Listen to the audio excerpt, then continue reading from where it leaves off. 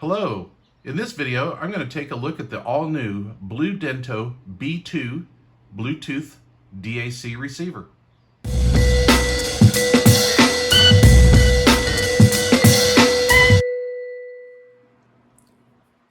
The B2 comes with a quick start guide, a 3.5 millimeter to female RCA adapter, a high gain removable antenna, optical cable, USB-C charge cable or power cable, and about a 2.5 foot RCA male-to-male cable.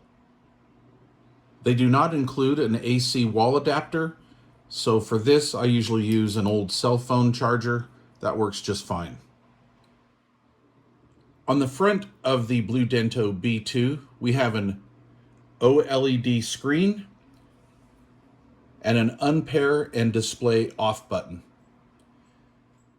On the rear panel, we have our USB-C input jack right here. And by the way, this is a nice tight fit. I'm very impressed with that.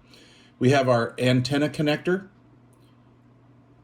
Toslink output, optical output, coaxial output, and left and right RCA outputs. Now the BluDento is listed as a DAC. The DAC portion is on the output section for RCAs or analog output. All three of these outputs play simultaneously.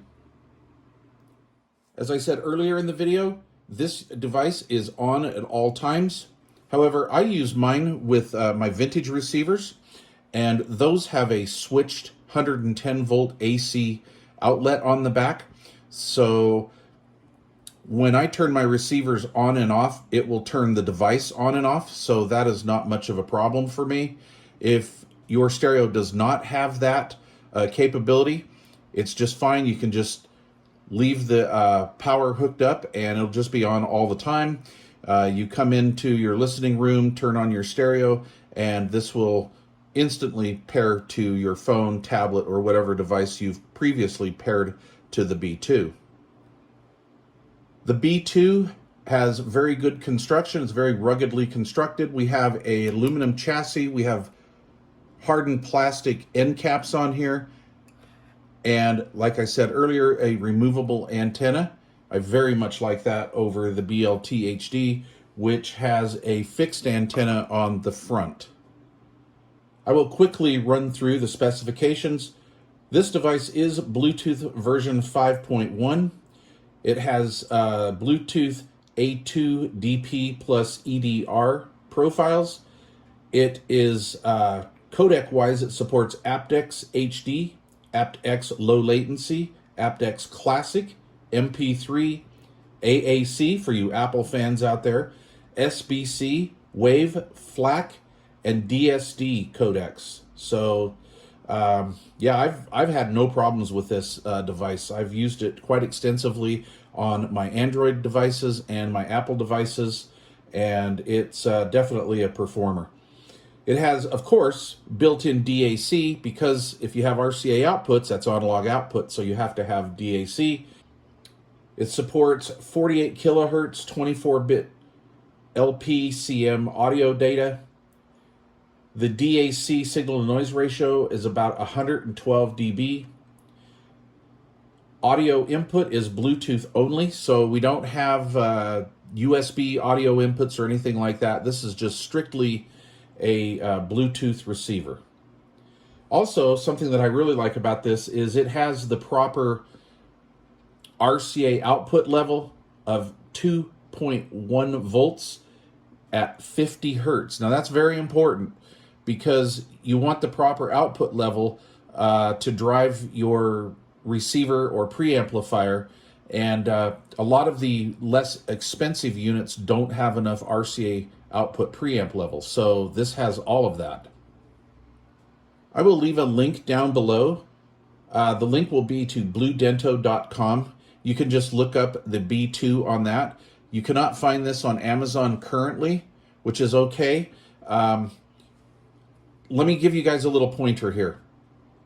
If you order this directly from the factory, you can get the identifier name or the Bluetooth ID customized to your fancy. So if you have multiple Bluetooth units in your home, or you want to do a multi-room setup, something like that, you can request that they customize that for you.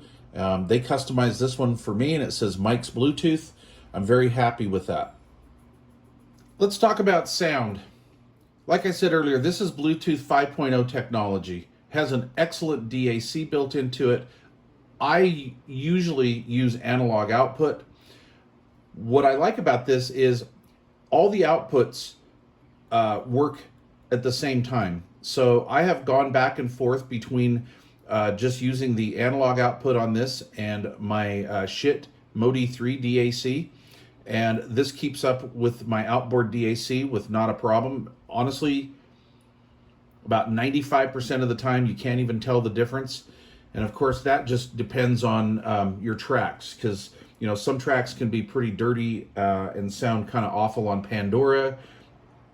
If you're listening to tracks that you've loaded down from your computer, these new devices will pick all that up. So anyway, which is actually pretty good, because that just means that it can discern different audio sources and it's not masking things. So I really like that. I like the full frequency response of this. It's not too bright. It's not overly bassy or heavy in the low end. It's, to me, a very natural sound. I think it sounds exactly the same as the BluDento BLT-HD. All right.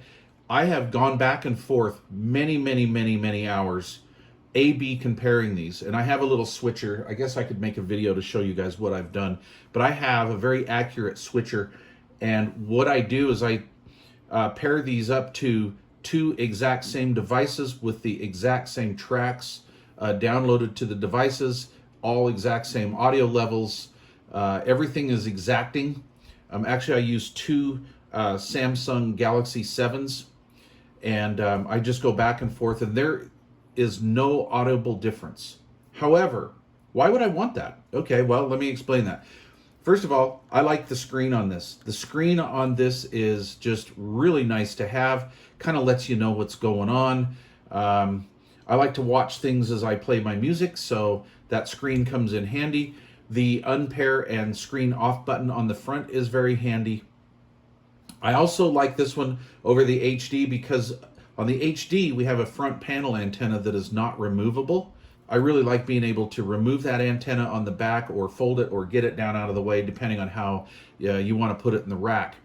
Let me go over pricing on these. Because they're sonically identical, I should say, what we're getting is the advantage, like I say, the screen, the antenna, an upgraded Burr Brown chip in it. However, on Amazon, the HD is selling at $109, and the little brother, the BLT2, which I do not own, I've not compared to that, that is selling at $99.